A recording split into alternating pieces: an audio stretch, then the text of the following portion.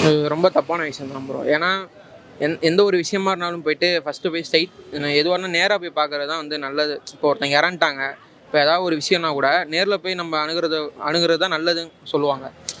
இப்போ இப்போ இப்போ நம்ம சொந்தக்காரங்களே இறந்துட்டாங்க, அப்படி இருக்கும்போது நம்ம வந்து ஃபோன்லேயே வந்து பேசிகிட்டு இருக்கு நல்லதாக இருக்க முடியும். நம்ம சொந்தக்காரங்களுக்கு அப்படிங்கும்போது இவர் வந்து சிஎம், தமிழ்நாட்டோட சிஎம்ங்கிறபோது தமிழ்நாடு மக்களை போய் இவர் தான் நேரில் பார்க்கணும். ட்விட்டருங்கிறது வந்து அது வந்து ஒரு விதமான ஒரு சோஷியல் மீடியா தான். அது வந்து ஒரு சோஷியல் மீடியா பிளாட்ஃபார்ம் மட்டும் தான் பார்க்கணுமே தவிர, அது வந்து அதே வந்து நம்ம வந்து அரசியலுக்கே அது ஃபுல்லாக யூஸ் பண்ணிட்டு இருக்கக்கூடாது. ஒரு சின்ன சின்ன கருத்துக்கள் அப்படிங்கிறபோது ட்விட்டரில் போடுறது ஓகேன்னு சொல்லலாம். அதையே நம்ம வந்து மெயினாக இவ்வளோ பெரிய சம்பவம் நடக்கும்போது ட்விட்டரில் போடுறதுங்கிறது ரொம்ப தப்பான விஷயம் தான். அது பார்க்கும்போதே ஒரு மனசு கஷ்டமாக இருக்குது. எப்படின்னு சொன்னாக்கா, என்னடா இவ்வளோ பெரிய சம்பவம் நடந்திருக்கு, அதை சிரிச்சுக்கிட்டே அவங்கள வந்து அதையும் ட்விட்டில் தான் போட்டிருக்காங்க அவங்க. எப்படின்னு சொன்னாக்கா, இது நான் வந்து ஜாலியாக தான் நான் வந்து வேறு விதமாக சொன்னேன், அதை வந்து ட்விட்டரில் வந்து அதையும் பதிவிட்டுருக்காங்க. எனக்கு இதை பார்த்தா எப்படி இருக்குன்னா, எதுவாக இருந்தாலும் ஏரியா கோடாங்குவாங்களா அந்த கதையாக. நான் இங்கே எதுவுமே இப்போ அப்படி தான் சட்டசபையில் தான் நடந்துச்சு. சட்டசபையில் அவ்வளோ பெரிய ஒரு எதிர்கட்சி தான். இவங்க என்ன சொல்கிறாங்க வந்து டிவிக்காரங்க நிறைய பேர் வந்து அவங்கள்ட்ட இருக்கிற ஒரு இப்போ என்னன்னா, நான் வந்து இப்போ ஆள்ற கட்சி, அதனால் நீ வந்து எதுவுமே என்கிட்ட பேசக்கூடாது அப்படின்னு சொல்லிட்டு எதிர்கட்சிக்காரங்களை சொல்கிறாங்க.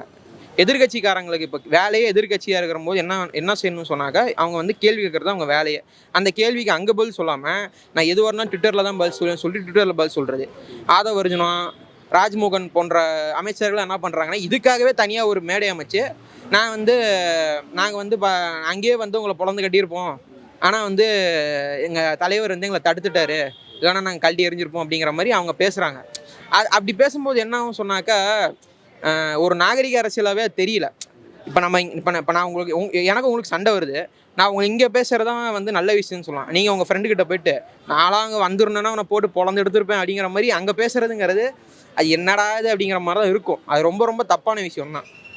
இதை நான் ரெக்வஸ்ட்டாக கூட வைக்கிறேன். ஏதாவது ஒன்று நடந்துச்சுன்னா சிஎம் வரலான்னா கூட பரவாயில்ல, அந்த துறையை சம்மந்தப்பட்ட ஏதாவது ஒரு இப்போ சூலூரில் வந்து அந்த மாதிரி சம்பவம் நடந்துச்சுன்னா அந்த ஊர் எம்எல்ஏவோ இல்லை வந்து அந்த ஊர் மாவட்ட செயலாளரோ யாராவது ஒருத்தங்க போய் நேரில் மீட் பண்ணணும். அதுதான் வந்து ஒரு நல்ல ஒரு அரசுக்கு அழகுன்னு சொல்லலாம். இப்போ நிறைய பேர் சொல்லுவாங்க, இப்போ விஜய் வந்து 10 நாள் தானே ஆயிடுச்சு, அவர் என்ன பண்ணுவார் பாவம், எதுவுமே ஒரே ஒரு ப்ரெஸ் மீட்டு கொடுங்க போதும்னு தான் நாங்கள் சொல்கிறோம். ஏன்னா இப்போ டிவிக்காரங்களாம் இருக்காங்க கூட, அவங்களுக்காவது ஒரு முட்டு கொடுக்க ஏதாவது ஒரு முட்டாது வேணும். எங்காலும் ப்ரெஸ் மீட்லாம் கொடுக்குறாரு பாத்தியா அப்படிங்கிற மாதிரி ஒரு முட்டாது அவங்களுக்கு வேணும். அதனால் கொஞ்சம் ப்ரெஸ் மீட்டு, அப்புறம் இந்த மாதிரி கொஞ்சம் ட்விட்டர் அப்படிங்கிற விஷயத்தை கொஞ்சம் தவிர்த்துட்டு முடிஞ்ச அளவுக்கு கொஞ்சம் நேரில் பாருங்கள். அதான் நல்ல ஒரு விஷயமா இருக்கும். எனக்கு வந்து விஜய்க்கு வந்து சொல்கிற அளவுக்கு எனக்கு வயசும் இல்லை, நம்மளும் இப்போ தான் இதுங்கிறனால நம்ம அதெல்லாம் சொல்ல முடியாது. இதை வந்து நம்மளோட ரெக்வஸ்ட்டில் தான் வைக்கிறோம். முடிஞ்ச அளவுக்கு மாற்றிக்கோங்க, அதான் அவ்வளோதான். அந்த 10 வயசு சிறுமியை வந்து அந்த தவறான முறையில் அந்த ஆணுக்கு நம்ம வந்து தண்டனை ஃபஸ்ட்டு கொண்டு வர சொல்லணும். சிஎம் இது மட்டும் அவர் கொண்டு வந்துட்டார் சொன்னாக்கா 50 வருஷம் இல்லை, இவர் சாவர வரைக்கும் இவர் தான் சிஎம், விஜய் தான் சிஎம்.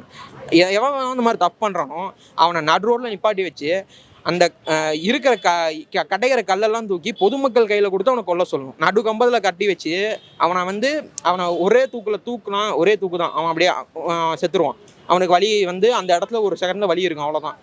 அவனை வந்து போட்ட அடின்னு அடிக்கணும். அடிக்கிற அடியில் அவன் கதறிட்டு அடுத்த நிமிஷமே நல்ல உயர்தரமான மருத்துவமனையில் கொண்டு போய்ட்டு அவனுக்கு சிகிச்சை கொடுத்து நல்லா உடம்புலாம் ரெக்கவர் ஆனதுக்கு அப்புறமா என்னப்பா சரியாச்சான்னு கேட்டு அதே மாதிரி திருப்பி அவனை கம்பலில் கட்டி வச்சு அவனை உரின்னு உரிக்கணும். இப்படி உரிக்கும் போது என்ன சொன்னாக்கா, இப்படி அடிக்கிறாங்கடா, இந்த மாதிரி நடக்காது. நம்ம வந்து இப்படி இனிமேல் வந்து அவனுக்குமே பயம் இருக்கும்.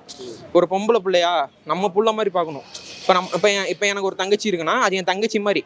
ஒரு பெண்ணை எப்படி பார்க்கணுங்கிறது நம்ம ஃபஸ்ட்டு ஒரு ஆண்கிற முறையில் நம்ம ஃபஸ்ட்டு கற்றுக்கணும்.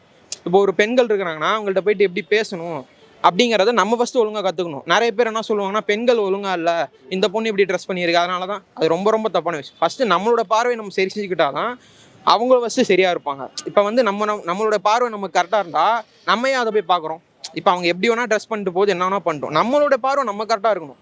நமக்கு பார்வை பேணுதல்னு ஒன்று இருக்கணும். அந்த மாதிரி பெண்களுக்கும் பார்வை பேணுதல்னு ஒன்று இருக்கணும்.